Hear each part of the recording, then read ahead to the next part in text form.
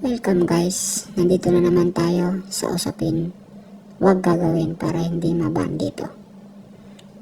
Una, huwag kayo gagawa ng multi-account sa iisang IP address kasi may posibilidad na maban kayo kasi sa ngayon, patok na patok ang game na to.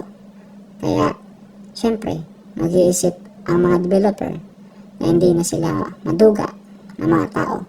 Kaya, balang araw, yung mga tao na gumagawa nito ay posibleng maaapektuhan.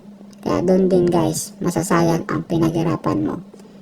Imbis na diba, kung sakasakali, ako kasi nainganyo sa paglalaro nito kasi maganda siya at natutuwa ako sa laro na to na parang may hiding something guys. Basta, wag niyo gagawin yun guys. It's a big no-no sa multi-account. Pangalawa guys, huwag ka gagamit ng auto-tap apps.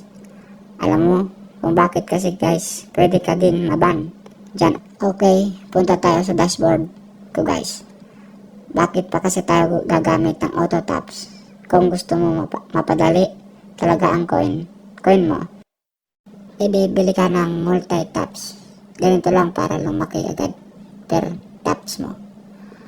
Unang profit per hour natin guys, nasa 1 million. Mahigit na guys, ilang araw pa lang ako naglalaro nito guys. Tara guys, silipin natin.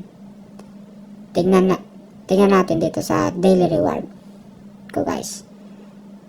Nasa pang 7 days pa lang ako naglalaro, pero nasa 1M na ang profit per hour ko. Ibig sabihin, wala akong daya guys na ginagawa. Ginagawan ko siya na strategy para lumaki agad. Sa next video natin, ituturo ko sa inyo kung ano ba ang strategy ko. Bakit malaki agad profit per hour ko guys. Nagtataka nga din mga kaibigan ko, bakit malaki na agad kahit ilang araw pa lang guys.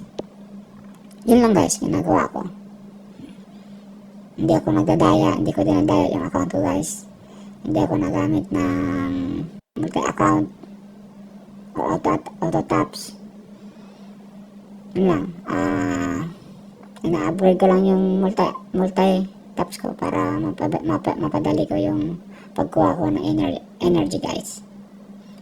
Basta ganun lang guys. Tsaka bili ka ng mga card na malaki yung profit per hour nila.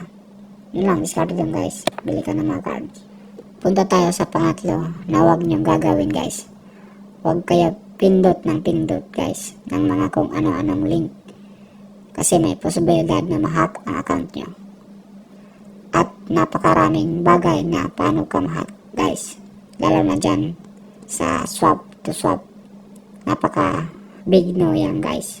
Kaya mas magandang gawin, huwag kayong pipindot ng kung ano-anong link guys para di kayo madali guys or ma-hack ang iyong account guys. So hanggang dito na lang video na to. Kung may natutunan ikaw, pa-like ng video at pa-subscribe sa YouTube channel natin. Kasi naglalabas din tayo ng daily cipher at daily combo.